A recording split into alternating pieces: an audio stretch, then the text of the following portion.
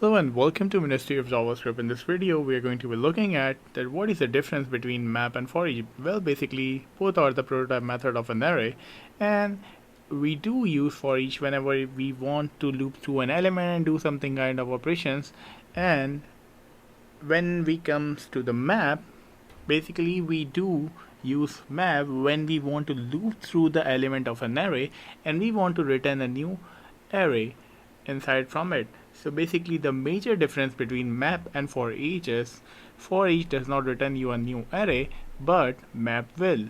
So let's suppose we do have an array over here, and what we want to do, we want to multiply all the elements by 2. So let's take a look with foreach first. Let's remove it, and what I will do, if I want to return a new array using the foreach, then I will have to create a new array arr2, and I will do something like this: arr2.push, and right over here a multiply by 2.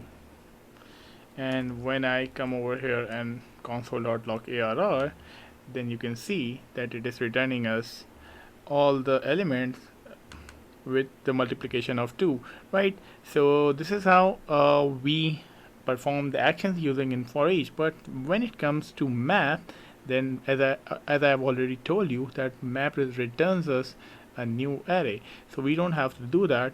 Let's remove it, copy it and paste it over here, equal to, and what I will do, I will write map, and let me just a multiply by 2. So as you can see that we are getting the same result. So basically this is the major difference between map and foreach. Map does returns a new array and foreach does not. I will see you in the next one. Have a nice day.